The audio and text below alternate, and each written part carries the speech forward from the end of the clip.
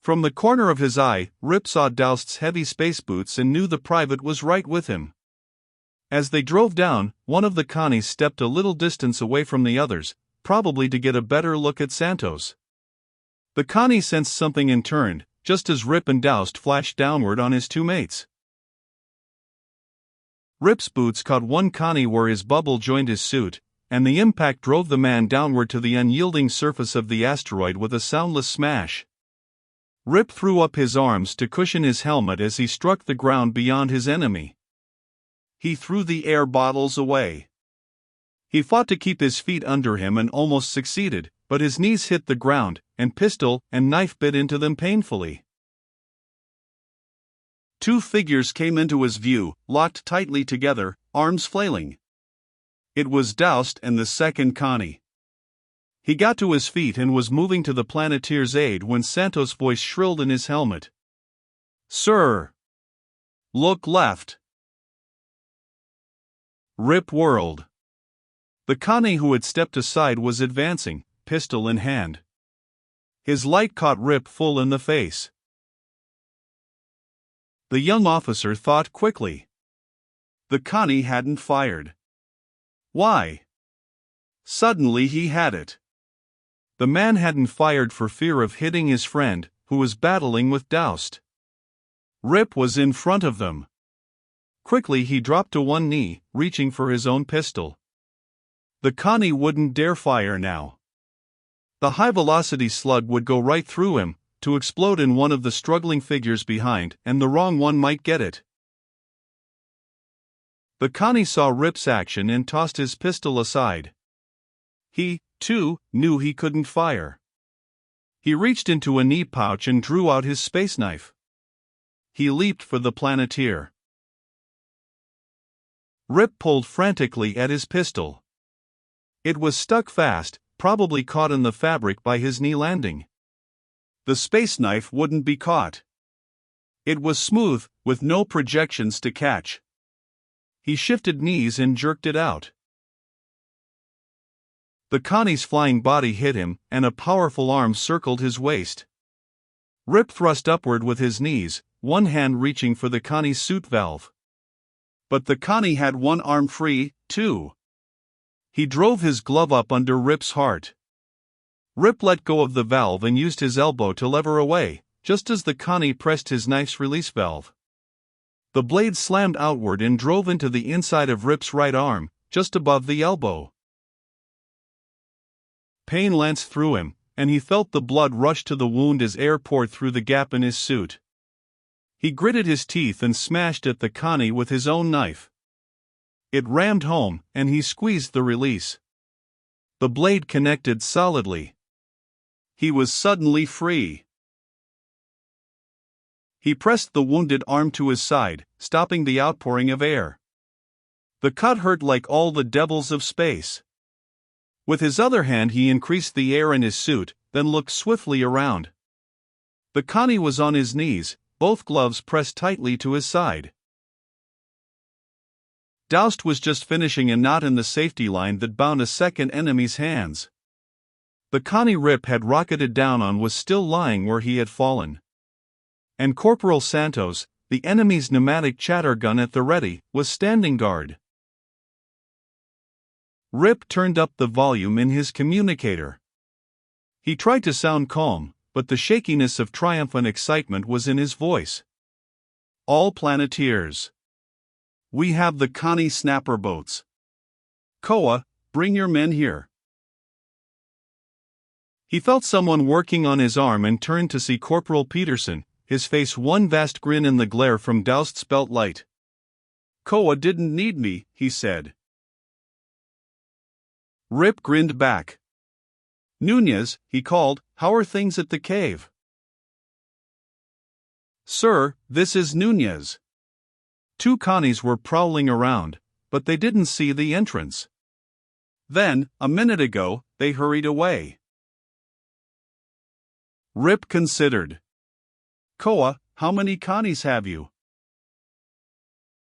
"4, sir."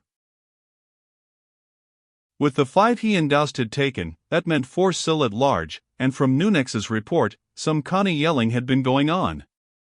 The four certainly knew by this time that there were federal men on the asteroid. Unless something were done quickly, the four Connies would be shooting at them from the darkness. He ordered, "All Planeteers, kill your belt lights." The lights on the Connies they had just taken still glowed. Doust was putting a patch on the Connie Rip had stabbed. He waited until the private had finished, then said, "Turn out the Connies' lights, too." If he could get in touch with the Connies, he could tell them they were finished. But using the snapper boat radios was out, because the enemy cruiser would hear. The cruiser couldn't hear the helmet communications, though, because they carried only a short distance. The cruiser was close enough so that a helmet communicator turned on full volume might barely be heard, although it was unlikely. He couldn't stick his head in a Connie helmet, but he could talk to a Connie by direct communication and have him give instructions. There was complete darkness with all belt lights out, but he groped his way to the Connie Doust had been patching, felt for his helmet, and put his own against it. He yelled, "Do you hear me?" "Yes." Then he asked, "Why did you patch me?" It was a perfect opening. "Because we don't want to kill you. Listen.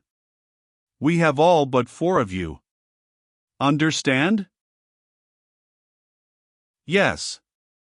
"What will you do with us?" "Treat you as prisoners if you behave. Get on your communicator and tell those 4 men to surrender. Tell them to come to the boats, with lights on. Tell them we'll give them 5 minutes. If they don't come, we'll hunt them with rockets. Make that clear." "They will come," the Connie said. "They don't want to die. I will do it." Rip kept his helmet against the Connies, but the man spoke in another language, which Rip identified as the main Consop's tongue. When he had finished, Rip told his Planeteers to have weapons ready and to keep lights off. Time enough for light when the Connies were all disarmed. It didn't take 5 minutes. The Connie teams came quickly and willingly, and they seemed almost glad to give up their pistols and knives. This was not unusual. Rip had seen many Planeteer reports that spoke of the same thing. Many Connies, it seemed, were glad to get away from the Iron Consop's rule, even if it meant becoming Federation prisoners. Inside one of the snapper boats a light glowed. Rip put his helmet against that of the man who had given the surrender order and demanded, "What's that light?" "The cruiser wants us." Rip considered demanding that the Connie answer, then thought better of it. He would do it himself. After all, they had hostages. The cruiser wouldn't take any further action. He climbed into the snapper boat and hunted for the plug-in terminal. It fitted his own belt jack. He plugged in and said, "Go ahead." There was an instant of silence, then an accented voice demanded, "Why are you speaking English?" Rip replied formally, "This is Lieutenant Foster, Federation Special Order Squadrons, in charge on the asteroid. Your landing party is in our hands, as prisoners, 2 wounded, none dead. If you agree to withdraw, we will send the wounded men back to you in 1 boat. The rest will remain here as hostages for your good behavior." "Stand by," the voice said. There was silence for several moments, then a new voice said, "This is the cruiser commander. We make a counteroffer. If you release our men and surrender to them, we will spare the lives of you and your men." Rip listened incredulously. The commanding officer didn't understand. He, Rip, held the whip hand, because the lives of the Connie prisoners were in his hands. He repeated his offer. "And I repeat," the commander retorted. "Surrender or die. Choose now." "I refuse," Rip stated flatly.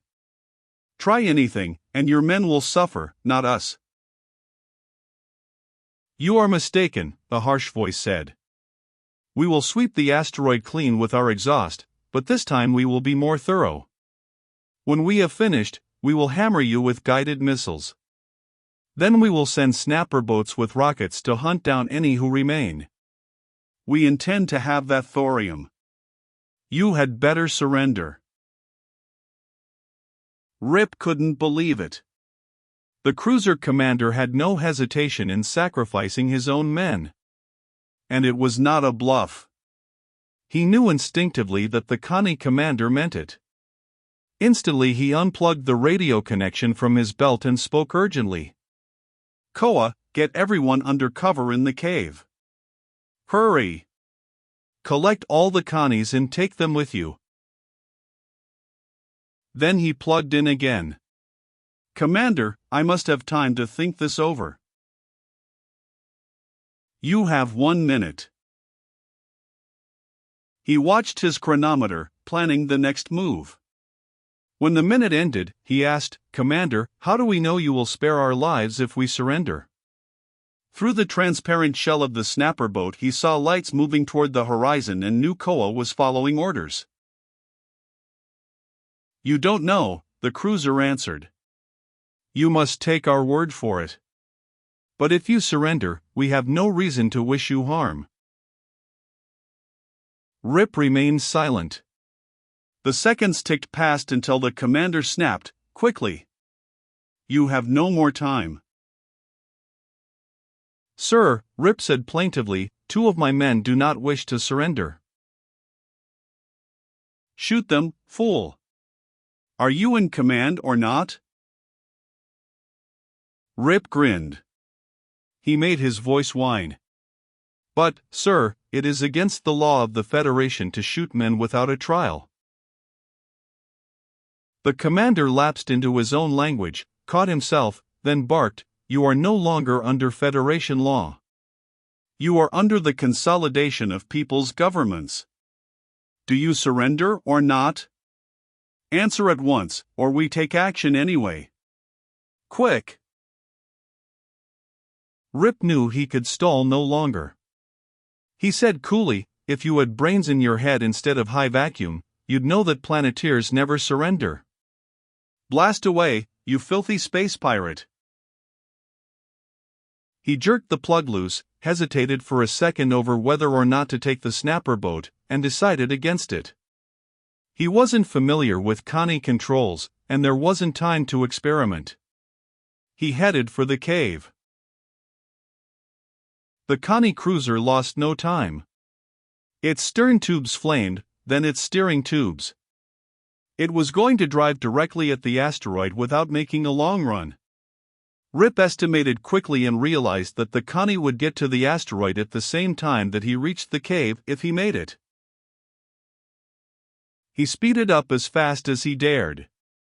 With little gravity on the asteroid, he couldn't fall, but a false step could lift him into space and make him lose time while he got out an air bottle to propel him down again. The thought gave him an idea. Without slowing, he took 2 bottles from his belt, turned them so the openings pointed backward, squeezed the release valves. The Connie was gaining speed, blasting straight toward him. Rip sped forward and crossed to the sunside, intent on the cave entrance but no longer sure he would make it. The Connie's nose tube shot a cylinder of flame forward, reaching for the asteroid. He saw the fire lick downward and sweep toward him with appalling speed as he put everything he had into a frantic dive for the cave entrance. The flaming rocket exhaust seemed to snatch at him as a dozen hands pulled him to safety, then beat the sparks from his suit. He was safe. He leaned against Koa, his heart thumping wildly. For a moment or two he couldn't speak, then he managed, Thanks. Koa spoke for the Planeteers. We're the ones to say thanks, sir. If you hadn't thought of stalling the cruiser, and if you hadn't stayed behind to give us time, we'd have some casualties, and so would the Connies we captured. There wasn't anything else I could do, Rip replied. Come on, Koa. Let's see what the cruiser is doing. They stepped outside. The metal was already cold again. Things didn't stay hot in the vacuum of space. They didn't see the Connie until the fire of its exhaust suddenly blasted above the horizon, and then they ducked for cover. The cruiser had taken a swing at the other side of the asteroid. They peered out again and saw it turning. "He won't get us," Rip said confidently. "Our tough time will come when he sends a fleet of snapper boats." "We'll get a few," Koa replied grimly. "Wait. What's he doing?" The cruiser had started for the asteroid. Suddenly jets flamed from every quarter of the ship. He was using all steering jets at once. Rip watched, bewildered, as the great ship spun slowly, advanced, then settled to a stop just at the horizon. "He can't be launching boats already," he said worriedly. "What's he up to?"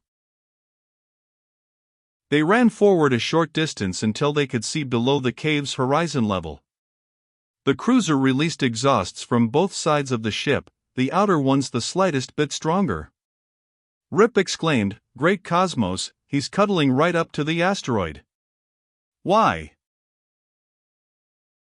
"Hiding," Koa said. "By Gemini. Come on, sir." Rip saw his meaning instantly, and they raced to the side of the asteroid away from the ship. As they crossed into the dark half, Rip looked back. He couldn't see the cruiser from here. But he looked out into space, across the horizon, and knew that Koa's guess had been right. The distinctive glow of a nuclear-drive cruiser was clear among the stars. The Scorpius had returned. The Connie saw it, Rip said worriedly, but didn't blast away. "That means he's intending to ambush the Scorpius. Koa, if he does, that means war." The tall officer shook his head. "Sir, the Connie has guided missiles with atomic warheads, just as our ship has. If he can launch one from ambush and hit our ship, that's the end of it. The Scorpius will be nothing but space junk. Commander O'Brien will never have time to get off a message, because he'll be dead before he knows there is danger." The logic of it sent a chill down Rip's spine. The Connie could get the Scorpius with one nuclear blast and then clean up the asteroid at leisure. The Federation would suspect, but it would be unable to prove anything, because there would be no witnesses. If the Connie took time to tow the remains of the Scorpius deep into the asteroid belt, it likely would never be found, no matter how the Federation searched. They had to warn the ship. But how? Their helmet communicators wouldn't reach it until it was right at the asteroid, and that would be too late. They had no other radio. If only the radios in the snapper boats were on a Federation frequency. Hey! They could take one of the boats and intercept the cruiser. He was hurrying toward them before Koa understood what he was saying. He tried to make his legs go faster, but they were unsteady. He knew he was losing blood. He had lost plenty. He gritted his teeth and kept going. The snapper boats seemed miles away to Rip, but he plugged ahead until his belt light picked them up. He took a long look, then turned away, heartsick. The Connie's exhaust had charred them into wreckage. "Now what?" he asked. "I don't know, sir," Koa answered somberly.